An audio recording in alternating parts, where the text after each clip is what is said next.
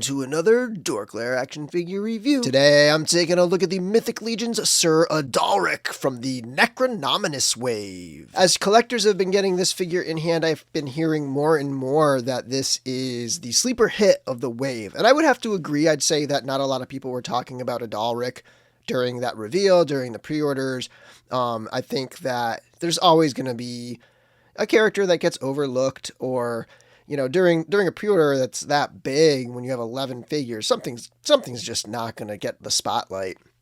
I personally loved it from the beginning because it has that, it basically has a similar color scheme to the original Knight builder set, the Deluxe Knight, which was my first Mythic Legions figure, and I've always had a soft spot for that set, so this kind of reminded me of that. I also like the idea of this storyline where you have this super wealthy guy, but he's like this badass on the battlefield. I kind of played around with that a little bit with this pose. I feel like it's a funny contrast to have like this really wealthy guy be this absolutely like brutal bastard on the battlefield. And I felt like this pose was probably like him taking it a little too far on somebody who's already down, which is what the wealthy tend to do.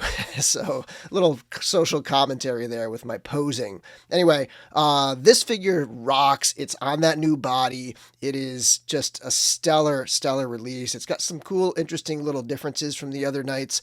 And yeah, sweet figure. Let's get into this review. Okay, up close with Adalric, we have that plume in the two colors. Nicely detailed, lots of layers here, very appropriate plumage for a wealthy guy strutting his stuff like a peacock. And then we have his face right here, nice looking sculpture. And then that is a faceplate that is swappable. It comes with the alternate face, it comes with the alternate mask for the helmet, and then into the shoulder armor. I do love how the wings are sculpted in there. It reminds me of some of the descriptions in A Song of Ice and Fire, which I'm a big fan of. And just like a lot of times the armor has animal or house sigil qualities to it. There might be a helm that's shaped like a bear or something. And in this case, we have pauldron shaped like wings. And he does have an Aetheron crest here. And these little pieces, like this piece and this one, are actually removable. So you could take them off, you could swap them. If you have two Adalrics, you could do just two of this piece here. So pretty neat that those things are swappable, and it just kind of adds to the easy customizability of the Legion stuff. And then he's got the torso that's painted. So unlike, well, the other figures have painted torsos, but then they have cloth over the top. So his is just painted to kind of match the cloth goods that he has. And I think that's pretty neat. It kind of it lets him stand out a little bit. I know some fans aren't as huge into the cloth goods, so here's an option of a sculpted chest piece.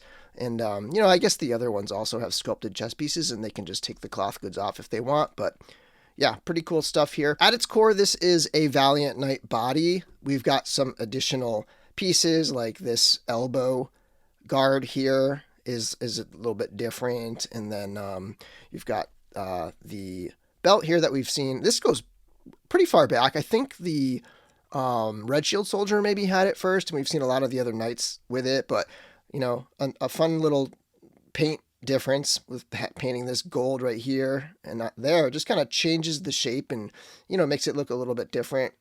Got a couple leather-esque straps here. We've got one on the chest and then one on the belt. And then he does have the cloth goods, a two-tone blue and white cloth goods. Super crisp looking. He's got the sculpted loincloth piece here. And then he's got, of course, Valiant Knight legs. I think the knee pads might be different, but the rest is Valiant Knight. Some gold details painted in here. And we've got some buckle details with some leather and some gold accents there. So very cool looking character, very bright, colorful. Even the silver is a lighter silver than a lot of the other figures, so it just gives him this lightness and brightness that some of them kind of lack, just a little something different. And here's a zoomed out look, giving you a sense of the overall silhouette with that unique shoulder armor plume kind of combination here. To the top of the head, he's probably about 6 3/4 inches tall. To the top of the visor, when it's flipped up, it's close to 7 inches. To the top of the plume, you're getting close to 8 inches up there. And I still have these two kit bashed knights set up from a previous review. The knight on the left is a red armory knight with the Sir Elijah cloth goods. The knight on the right is Sir Elijah with the Gideon cloth goods. I love these looks so much that I don't really want to take them apart and reassemble the other stuff just yet. So you're getting these for comparisons right now. But just know that they are both relatively the same bodies. They're Valiant Knight bodies on all three of these. Next, we got a couple older knights on the original body. On the left is the Xylernian Guard, probably one of the last knights to be released on that body. And the silver on that one is a lot darker than Adalric. And of course, it uses like coppery colors rather than, it does have some gold, but it's like a lot of copper too.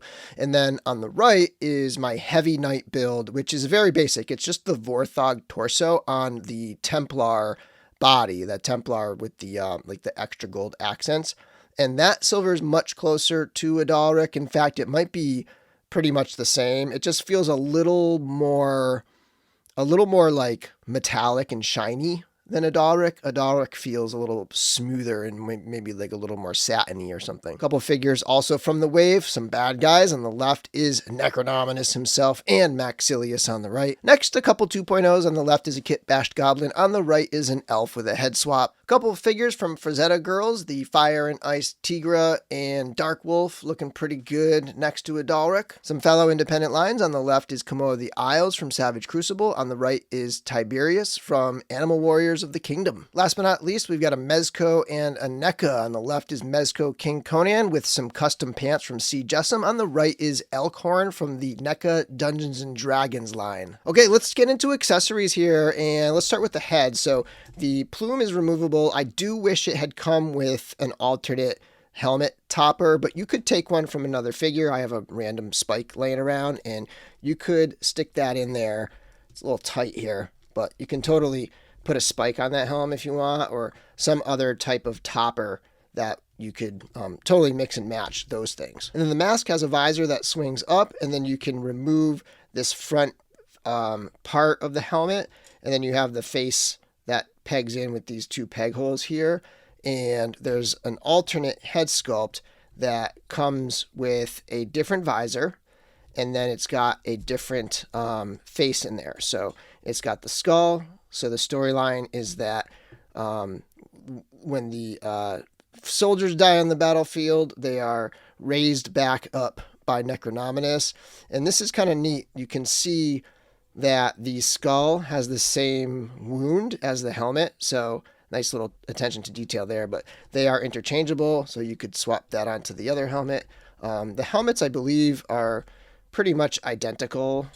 There's no difference, I don't think, except for the visors and, of course, the faces. And so just to be clear, again, it is two full head sculpts and faces, and they are sort of interchangeable with their parts.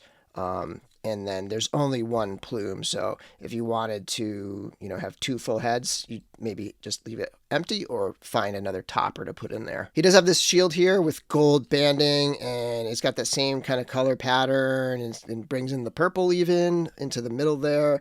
Nice, like, rich gold color there. And then it does have the middle piece that pops out. It has both versions of the handles. So whatever your preference, if you like to clamp it onto the arm or use the handle for your different situations. So again, really nice that they're including both of those. They also included both necks here, even though I think technically this is the right neck for the job with the helmeted head. It does have the lower neck. So if you wanted to do a head swap and put an unhelmeted head on there, it has that lower neck for that purpose. And so nice touch that they're just like, yeah, just throw them in, just to have the options. And it's just great to have extra neck pegs, especially if you want to like upgrade your older figures with the hinged neck. He does have two pairs of hands. He's got the horizontal gripping and the vertical gripping hands. And he does come with a spear, with at least a new spear head. I'm not sure if this is the same. Like the bottom feels the same as the old spears. I feel like this might be new, this grip here. So this shaft might be new too. But yeah, he's got that spear with some silvers and golds. And one of my favorite new weapons that it seems like all the knights are coming with is this dagger. I just love this thing, and it fits perfectly in the belt. Like if you just want to put that sheath into the belt right here, that works so well. I think it's fantastic. Nicely detailed piece. And you can just get a look at how his is painted there. All right, for articulation, it's going to be the same as Valiant Knight pretty much. It's going to have the awesome neck articulation because of that hinge. He can look up, he can look down, he can cock side to side.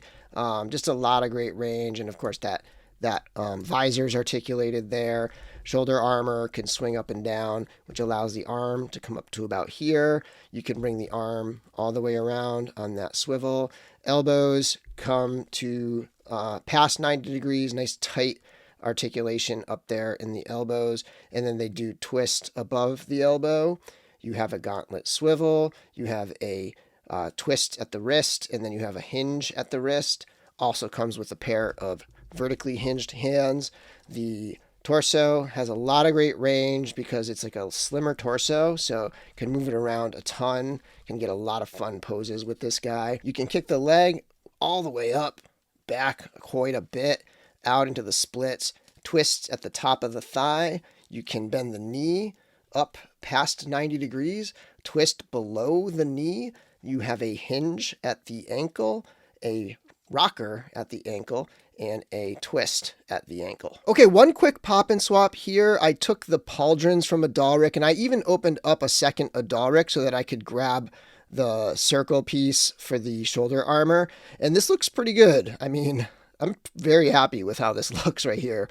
So what you have is, like I said earlier in the comparisons, this is a Templar, one of the original Templars, but with the added extra paint. So if you had, basically I think if you had Godfrey, it would probably be the same body. And then it's the Vorthog torso. I forget which loincloth this is. I think it's probably from the big Barbarian builder, the deluxe set. And this belt is from Adalric as well. So this combo, I think this is a pretty fantastic look right here. Okay, yet another awesome knight from this wave. I think that does it for all the knights in the wave. I do have the weapons packs that I haven't reviewed. I don't think I'll do a video with those. Maybe I'll post some pictures on social media or something like that. But yeah, Adalric is awesome. It's just got a really cool flavor to it. It's just got like this brightness and this opulence. Very cool figure. Thanks for watching my video, and until next time, may the Force be with you.